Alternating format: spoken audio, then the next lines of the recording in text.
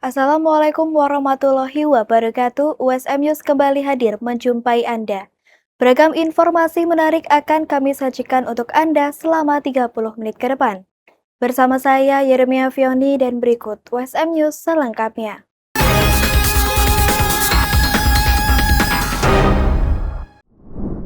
Upaya menyiapkan sumber daya manusia yang siap menghadapi tantangan industri terus dilakukan Universitas Semarang. Salah satunya melalui seminar internasional yang menghadirkan pakar dari Australia untuk membahas penerapan teknologi dan strategi pemeliharaan mesin di dunia industri modern. Himpunan Mahasiswa Teknik Elektro Universitas Semarang sukses menggelar internasional seminar dengan tema Reliability, Availability, Maintainability, and Safety atau RIMS baru-baru ini di Gedung Insinyur Ujatmoko USM. Seminar ini mempertemukan akademisi, praktisi industri, serta mahasiswa untuk membahas berbagai tantangan terkait keandalan, ketersediaan, pemeliharaan, dan keselamatan sistem di sektor industri, sekaligus menawarkan solusi berdasarkan perkembangan teknologi dan riset terkini. Ketua Jurusan Teknik Elektro USM Dr. Insinyur Andi Kurniawan Nugroho mengungkapkan, kegiatan ini bertujuan memberikan gambaran kepada mahasiswa mengenai dunia kerja di industri, khususnya di bidang maintenance dan pengelolaan aset agar memiliki usia pakai yang lebih panjang.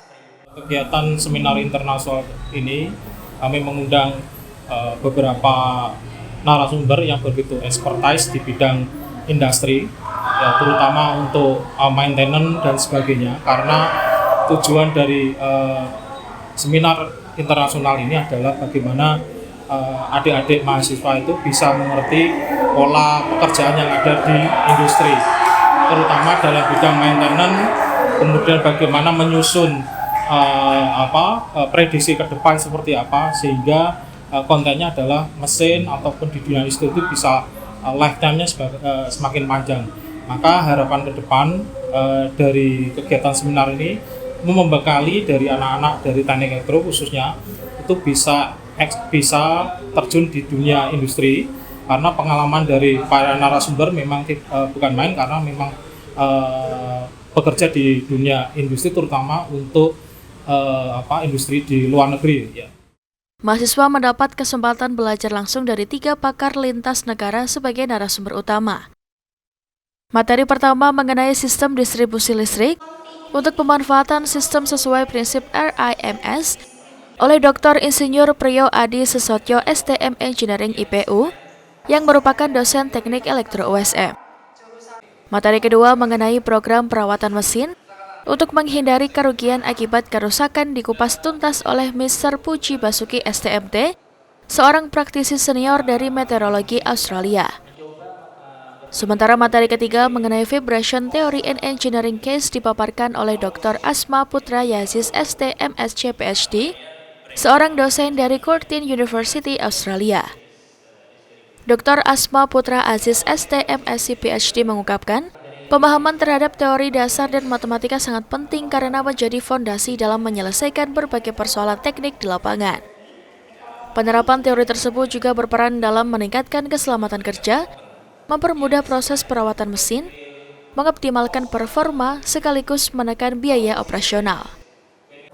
This is to just an eye-opening for the students especially and for the participant in the conference, in the seminar, to see how important is the fundamentals, the fundamentals of the theory we learn in the class, we learn in the textbooks, and then we have to carry out that theory to solve the problems in engineering, and then to ensure that the safety, the maintainability, the serviceability, the availability of the machines is maintaining, and then can work well, and then can save money. So that's the purpose of the.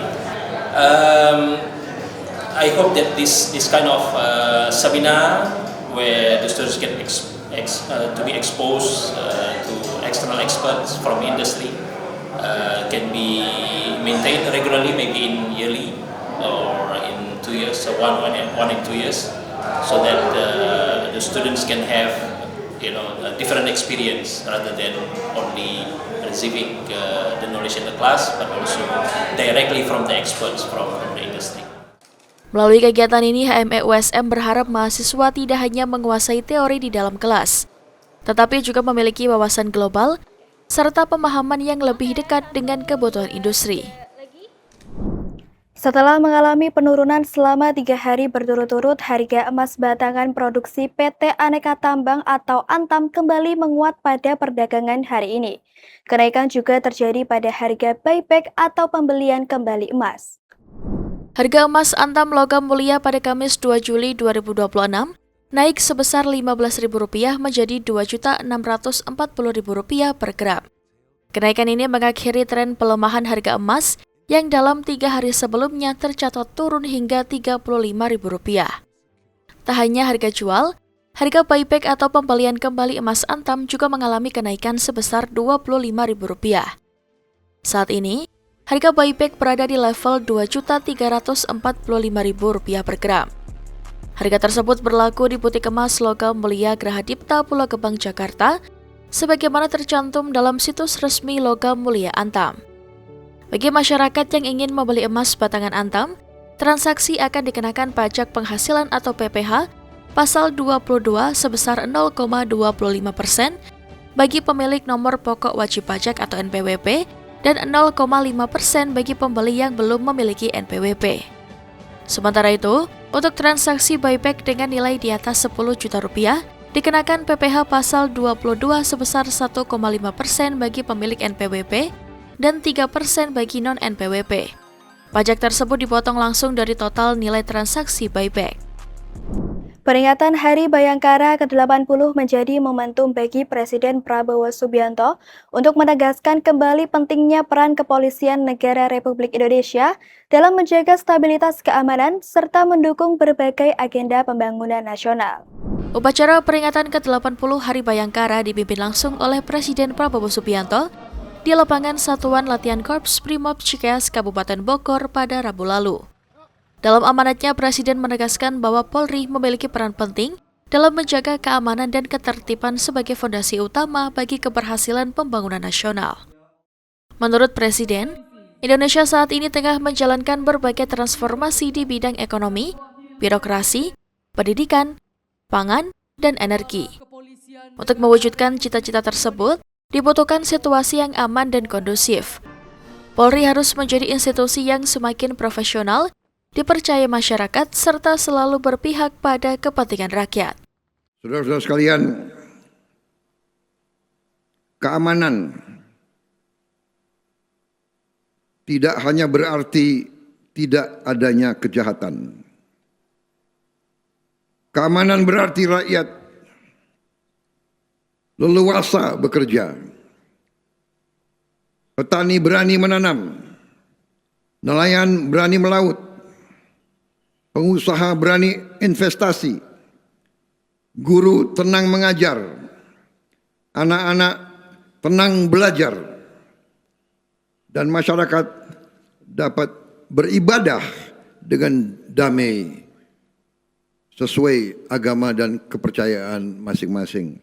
Dalam suasana yang rukun, dalam suasana penuh toleransi. Saudara-saudara, ini adalah kekuatan bangsa Indonesia. Selain menjaga keamanan, Presiden mengapresiasi keterlibatan Polri dalam mendukung berbagai program strategis pemerintah, di antaranya ketahanan pangan, penanganan bencana, pengendalian stabilitas harga, hingga program makan bergizi gratis. Melalui peringatan Hari Bayangkara ke-80, Presiden berharap Polri terus memperkuat komitmennya sebagai institusi yang modern, melindungi, melayani, dan mengabdi kepada masyarakat. Satreskrim Polres Grobogan berhasil mengungkap kasus pencurian kendaraan bermotor atau curanmor yang terjadi di sejumlah wilayah di Kabupaten Grobogan. 2 pelaku berinisial SA dan ATR alias R diamankan setelah diduga terlibat dalam sedikitnya 5 aksi pencurian sepeda motor selama Juni 2026. Dari tangan pelaku, polisi mengamankan sebanyak 5 unit sepeda motor hasil curian. Inilah video amatir penangkapan pelaku curanmor oleh Satreskrim Polres Grobogan, Jawa Tengah. Kedua pelaku ditangkap di tempat yang berbeda.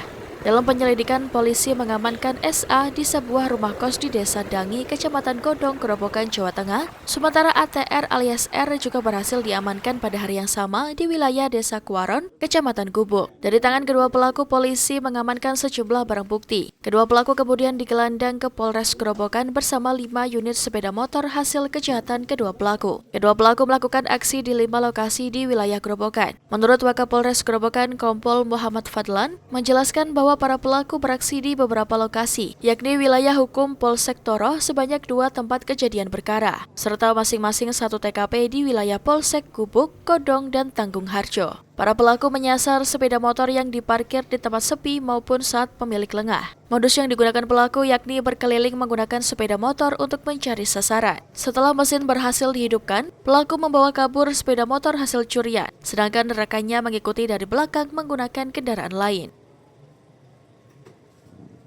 Di wilayah Polsek Toro ada 2 TKP, Polsek Gubuk ada 1 TKP, Polsek Godong 1 TKP, dan Polsek Tanggung Harjo ada 1 TKP. Yang terjadi di bulan Juni semua. Di tanggal 23 Juni ada 2 TKP, 24 Juni dan ada 3 TKP. Sangkaan pasal 477 ayat 1 huruf E, F, dan G dan ayat 2 Undang-Undang Nomor 1 Tahun 2023 tentang Kitab Undang-Undang Hukum Pidana. Uraian sangkaan: tindak pidana pencurian yang dilakukan oleh orang yang adanya di situ tidak diketahui atau tidak dikehendaki oleh yang berhak. Pencurian dengan cara merusak, membongkar, memotong, memecah, memanjat, memakai anak kunci palsu, menggunakan perintah palsu untuk masuk ke tempat, melakukan tindak pidana, atau sampai pada barang yang diambil, atau pencurian secara bersama-sama dan bersekutu. Jika perbuatan sebagaimana dimaksud pada ayat 1 huruf E disertai dengan salah satu cara sebagaimana dimaksud pada ayat 1 huruf F dan G, dipidana dengan pidana penjara paling lama 9 tahun sebagai dimana dimaksud dalam pasal 477 ayat 1 huruf E, F, G dan ayat 2 Undang-Undang Nomor 1 Tahun 2023 tentang Kitab Undang-Undang Hukum Pidana. Dari tangan para pelaku, polisi mengamankan sejumlah barang bukti berupa 5 unit sepeda motor hasil curian dengan mayoritas jenis Honda Beat, 1 anak kunci yang telah dimodifikasi, pakaian yang digunakan saat beraksi, topi, telepon genggam, serta barang bukti lain yang berkaitan dengan tindak pidana tersebut. Atas perbuatannya, kedua tersangka dijerat pasal 477 ayat 1 huruf E, garis miring F, garis miring G, dan ayat 2 Undang-Undang Nomor 1 Tahun 2023 tentang KUHP tentang pencurian dengan pemberatan dengan ancaman hukuman maksimal 9 tahun penjara. Kejaksaan Agung bersama Bareskrim Polri berhasil menangkap sindikat pemalsuan e-tilang nasional mengatasnamakan kejaksaan. Tersangka meraup untung 16 miliar dengan modus blasting perkara dugaan penyebaran informasi elektronik palsu melalui jaringan SMS blasting berkedok e-tilang Kejaksaan Republik Indonesia. Kejaksaan Agung bersama Bareskrim berhasil menangkap sindikat pemalsuan e-tilang palsu mengatasnamakan kejaksaan. Salah satu tersangka yakni inisial BAP warga Gerobokan. Dalam modus kejahatannya, para tersangka yang berjumlah 5 orang dari berbagai peran. Kejaksaan bersama Bareskrim membongkar sindikat tersangka perkara dugaan penyebaran informasi elektronik palsu melalui jaringan SMS blasting berkedok e-tilang Kejaksaan Republik Indonesia. Kelima tersangka saat ini ditahan di Rutan Purwodadi. Penegak hukum menduga jaringan tersebut telah beroperasi sejak 2024 hingga 2026 dengan memanfaatkan ribuan kartu perdana yang diregistrasi menggunakan identitas orang lain. Kasus ini terungkap setelah adanya korban yang mengakses tautan e-tilang palsu dan mengalami kerugian finansial. Pernah dikirimkan kepada masyarakat khususnya di Gerobokan ini yang terkait pembayaran e-tilang, ketika diklik itu akan menyedot saldo di rekening itu, kemudian SMS itu mengatasnamakan e-tilang pembayaran dari kejaksaan. Nah, ini mungkin kasus posisinya untuk rekan media yang saya hormati. Jadi berawal itu tangkapan dari di Palu, korbannya itu pertama di Palu, kemudian yang melakukan penangkapan itu adalah Bareskrim Polri atas laporan dari pihak Kejaksaan Agung.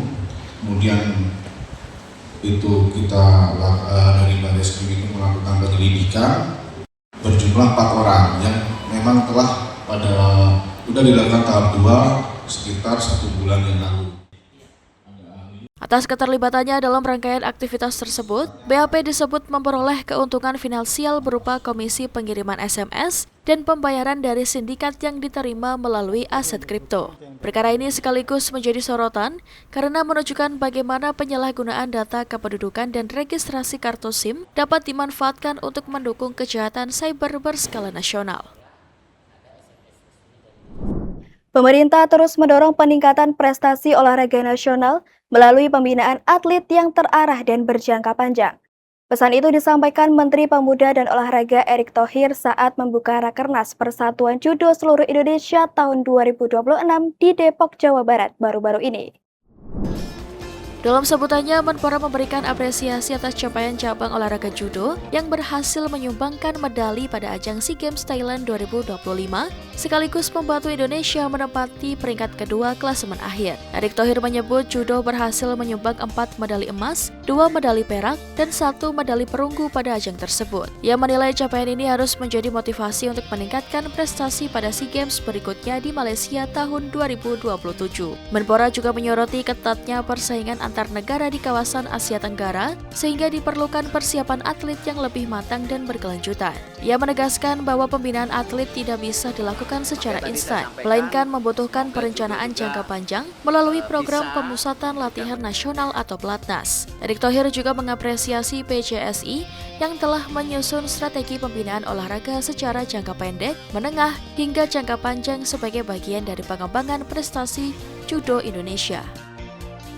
Makanya tadi saya sampaikan, semoga judo juga bisa memberikan medali yang lebih, dan kami dari Kemenpora terus mendorong ya bahwa Pelatnas itu tidak bisa hanya jangka pendek, harus jangka panjang. Yang namanya menyiapkan atlet tidak mungkin setahun, itu 5-6 tahun, dan Bapak Presiden sangat mengharapkan ini terjadi karena itu visi dari beliau, dan mudah-mudahan ada kesamaan pengertian dengan administrasi negara bahwa anggaran multi-years itu sesuatu yang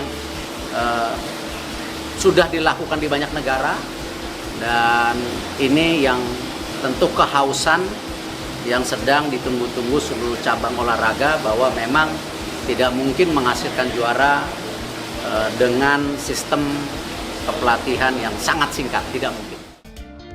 Dibutuhkan waktu 5 hingga 6 tahun untuk mencetak atlet berprestasi, sehingga skema pembinaan berkelanjutan menjadi hal yang sangat penting. Dalam hal tersebut, Menpora mengungkapkan bahwa Presiden Prabowo Subianto telah menyetujui skema anggaran multi-years untuk mendukung pelatnas atlet nasional sebagai bagian dari visi besar kemajuan olahraga Indonesia. Melalui Rakernas ini, Menpora berharap PCSI tidak hanya menjadi forum rapat kerja, tetapi juga menjadi wadah konsolidasi dan penyusunan roadmap pembinaan judo Indonesia yang lebih terarah dan terukur. Pemirsa, melalui Studio Bumi, seorang warga Indonesia di New York mempopulerkan konsep communal dining alias makan duduk bersama dengan orang-orang tak dikenal yang sajiannya 100% makanan Indonesia. Setahun beredar, tiketnya selalu laris dibeli muda-mudi New Yorker. Informasi ini sekaligus menutup perjumpaan kita hari ini. Saksikan terus USM News hanya di USM TV. Saya Yeremia Fioni dan seluruh kru yang bertugas pamit undur diri. Terima kasih. Wassalamualaikum warahmatullahi wabarakatuh. Ini bukan restoran, melainkan acara makan malam bulanan berbayar atau communal dining di kota New York. Menunya 100% makanan Indonesia. Tamunya mayoritas muda-mudi Amerika dan internasional yang belum banyak tahu makanan Indonesia. For this, it came up as an ad, and then my partner's Indonesian, and we don't usually find Indonesian food as in like such a great setting as this. So we're like, we have to go. I felt like I really liked the seasoning, and usually it feels very sweet. I have a sweet tooth, so I liked that everything was kind of sweet. Communal dining ini lahir pada 2023 akhir lewat Studio Bumi, inisiatif warga Indonesia di New York, Bagus Wicaksono. I am fortunate enough untuk waktu pertama kali pindah ke US, ke New York in particular, I went for school, sekolah di sini, dikelilingin banyak teman-teman internasional, and I invited these people. Jadi teman-teman internasional duduk bareng, 5 orang, 7 orang, 10 orang duduk bareng, and then bulan kedua mereka datang sama teman-temannya. Bulan kedua mereka nggak datang, teman-temannya datang. Bagus bermitra dengan Jason yang baru pindah dari Los Angeles dan kini mengepalai dapur Studio Bumi. Menunya berubah setiap bulannya dengan tetap utamakan perkenalkan cita rasa Indonesia ke lidah New Yorker. One time we made ayam taliwang for one of our communal dining event. Pedas banget, yeah. But people loved it. People loved it. It was a different experience for them. Konsep communal dining tidak asing bagi para muda-mudi New York. Membayar $75 dengan slot terbatas, pelanggan tak hanya membayar makan malam dengan 8 menu berbeda, tapi juga suasana dan koneksi baru. I don't do it often. So it's a really good way to like start conversations between people because I came here not knowing anyone but Bagus. And now I feel like I know like 5 or 6 other people. You know? Popularitas makanan Indonesia masih sangat minim di New York. Kalah dominan dengan makanan Asia Tenggara lain seperti Thailand, Vietnam, dan Filipina yang memang punya populasi jauh lebih besar di Amerika. Dengan sekitar 7.000 diaspora Indonesia di New York, hanya ada 6 restoran otentik Indonesia di sini, yang umumnya didominasi pangsa pasar warga Indonesia sendiri. Studio Bumi menjajakan panganan Indonesia lewat menu catering mingguan dan communal dining dengan pengemasan yang menarik demografis Gen Z dan milenial yang punya alokasi dana khusus untuk hiburan dan pengalaman. It's easier to do this my way, like Studio Bumi, daripada punya restoran. Brick and mortar costs a lot in New York. And then we only cook for a shared kitchen, commercial kitchen, fully equipped. So mereka semua tanggung semua biaya list, everything untuk operasional, semua equipment and everything. Kehadiran Studio Bumi jadi angin segar bagi ambisi mengglobalkan cita rasa Indonesia lewat pendekatan urban dan modern, sekaligus juga efisien di tengah tantangan mahalnya biaya mendirikan bisnis di kota apel besar. Dari Brooklyn, New York, Randy Wicaksana, VOA.